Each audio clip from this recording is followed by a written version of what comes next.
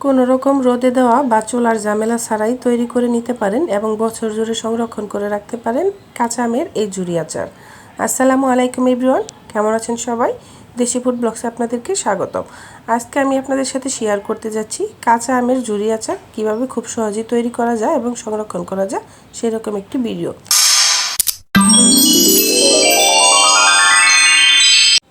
আচার তৈরি করতে আমার লাগবে কাঁচা আম। আমি এখান থেকে 4টি মাঝারো সাইজের আম ধুয়ে পরিষ্কার করে ঝুরি ঝুরি করে কেটে নিয়েছি। আমগুলো অবশ্যই ধুয়ে কাটতে হবে। আমি খোসা সহ আমগুলো ঝুরি ঝুরি করে কেটে নিয়েছি। এবার অ্যাড করে দিব 1 টেবিল চামচ পরিমাণে লবণ। লবণটা অ্যাড করে একটু মাখামাখি করে নিব। তারপরে রেস্টে রেখে দিব 10 থেকে 20 মিনিটের মতো। এই ফাঁকে আমি চুলায় চলে যাব মশলাগুলো ভাজার জন্য।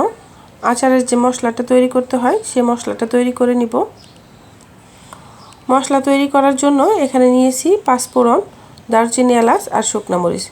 জালটা আপনাদের পরিমাণ মতো অ্যাড করবেন, খুব বেশি একটা ভাজবেন না, তাহলে কিন্তু তিতা হয়ে যাবে মশলাটা, আচারটা খেতে ভালো লাগবে না।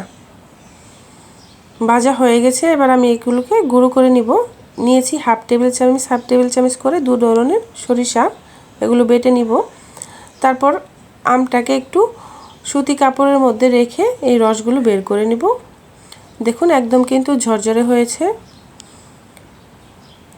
এবার কিছু মশলা অ্যাড করে দিব। দিয়ে দিচ্ছি 5 ফোড়ন 1 টেবিল চামচ, অ্যাড করে দিব চিলি ফ্লেক্স হাফ টেবিল চামচ, যেটা শুকনো মরিচের গুঁড়া, হাফ টেবিল চামচ অ্যাড করে দিচ্ছি গরম মশলার গুঁড়া, সামান্য পরিমাণে লবণ অ্যাড করে দিচ্ছি। তারপর অ্যাড করে দিব সরিষা বাটা।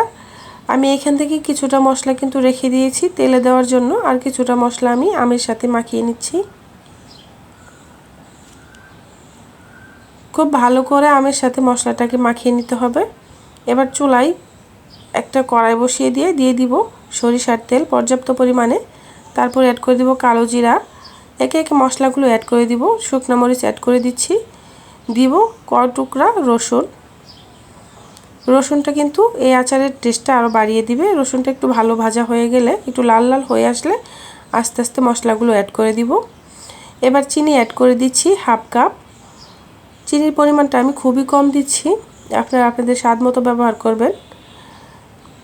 তারপর চুলাটা বন্ধ করে দিয়ে একে একে মশলাগুলো অ্যাড করে দিব। দিয়ে দিচ্ছি হাফ টেবিল চামচ হলুদের গুঁড়া, একটু নাড়াচাড়া করে মিশিয়ে নিতে হবে। সরিষা বাটা হাফ টেবিল চামচ।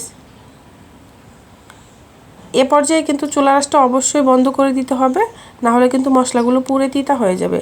হাফ টেবিল চামচ লিলি ফ্রেশ,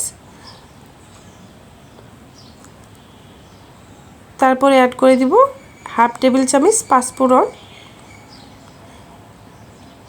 একদমই কিন্তু মশলাটা তৈরি হয়ে গেছে। এবার আমি একটা বাটিতে আমগুলো নিয়ে মশলাগুলো ঢেলে দিব। তারপর একটু নাড়াচাড়া করে মিশিয়ে নিতে হবে। আমি যেহেতু খোসা সহ আমটা নিয়েছি, তার জন্য গরম তেলটাই আচারে দিয়ে দিচ্ছি। আপনারা যদি খোসা ছাড়া আম নেন তাহলে কিন্তু তেলটা ঠান্ডা করে দিবেন, নাহলে আচারটা সিদ্ধ হয়ে যাবে। এবার একটা কাচের ঝাড় নিয়েছি আমি, এটাতে অল্প পরিমাণে সরিষার তেল মিশিয়ে নিব। কাচের ঝাড়টা অবশ্যই একটু রোদে শুকাতে হবে। তারপরে আমি আচারটা কাচের ঝাড়ে উঠিয়ে নিব। ভিডিওটা ভালো লাগলে অবশ্যই লাইক কমেন্ট শেয়ার করে দিবেন। আর যারা এখনও সাবস্ক্রাইব না করেছেন অবশ্যই চ্যানেলটাকে সাবস্ক্রাইব করে দিবেন। আর যারা ফেসবুক পেজ থেকে দেখছেন তারা অবশ্যই পেজটাকে ফলো দিয়ে রাখবেন নতুন নতুন রেসিপি পাওয়ার জন্য। এবার কাচের ঝাড়ে আমি আচারগুলো উঠিয়ে রাখব। তেলটা যেন ভেসে থাকে সেরকম অবস্থায় কিন্তু তেলটা নিতে হবে। তেল যদি আরও প্রয়োজন হয় দিয়ে নিতে পারেন একটু গরম করে।